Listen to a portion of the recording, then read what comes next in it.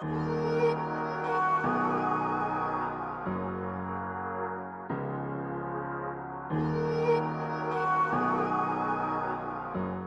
I thought that I would make this video just a real quick 5 reasons why I believe that we're at the very end of the age of man and quickly coming upon the millennial reign of Christ, the second coming of the Lord. And the number one reason, let's get right into it, is Israel was reborn as a nation in 1948.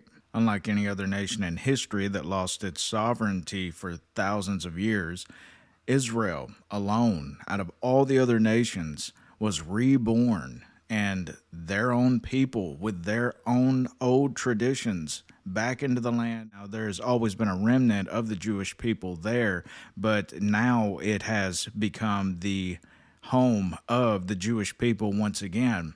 And they lost that after they rejected their Messiah. But in the last days, the Messiah said that he would save the Jews. And that would be after he gathered them back into their land. And not only has he gathered them back into their land, but he has also given them their original name of Israel so that Christ could come back and their Messiah could save that of Israel. So Israel being reborn as a nation in 1948 was a huge, huge step in knowing that we are truly in the final days of man. Now, number two, it's been 2,000 years since Christ. We're coming up on this 2,000 year mark. And as you can see by this chart, Adam to Abraham was roughly right around the 2,000 year mark. And if you'll notice, Abraham was born about 1948 years after Adam.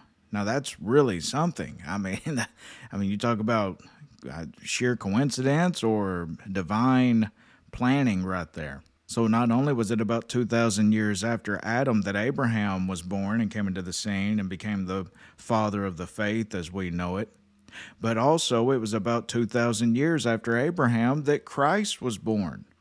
And now we're seeing this 2,000 year mark again, and we do believe that it's probably marking the return of Christ.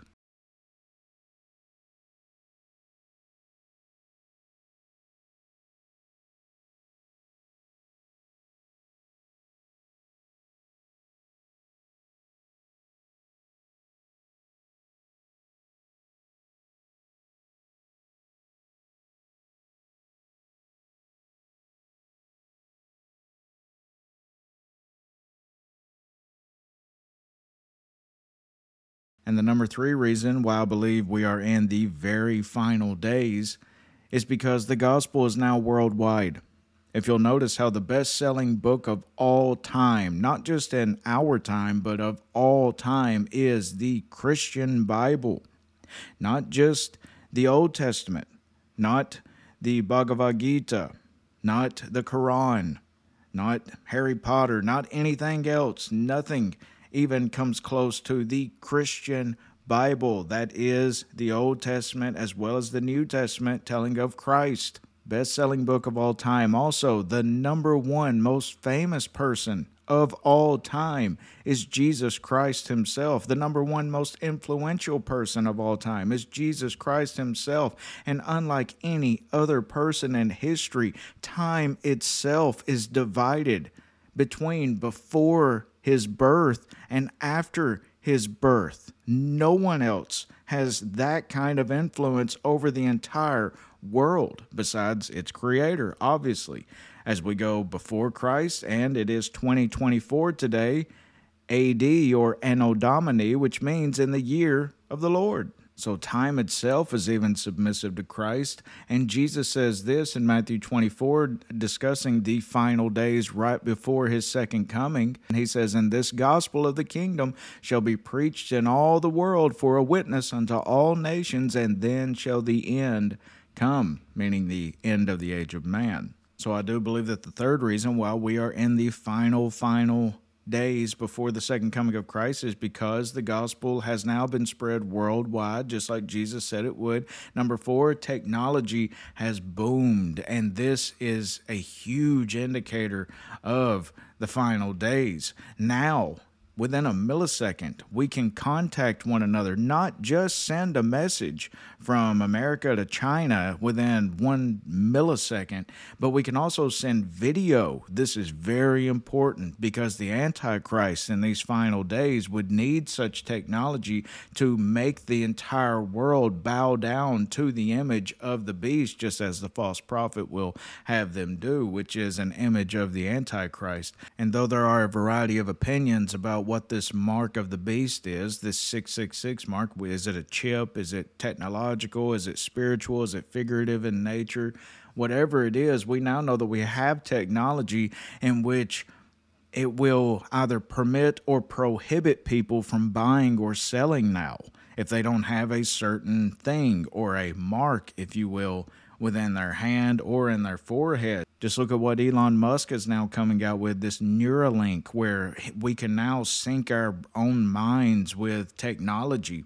And just like the founder of Facebook said, Mark Zuckerberg, he just recently said this. He said that the AI companies are trying to create God. Now people no longer go to God for answers. No, they go to Google. What does everyone say? They say, well, Google it. There are also 100-foot tall statues built, which can be changed into anyone's image, anyone, and whom steps into this little booth. And these statues can also speak, just like the Revelation 13 image of the beast. It begins to speak. John had never seen a statue speak. Now we have the technology to where it can actually speak. And it's about the same size as Nebuchadnezzar's statue, which was roughly about 90 to 100 feet tall as well. I have an entire video about these 10-story tall statues. It's called This Is Real. 10-story tall talking statue has been built. Is this the image of the beast?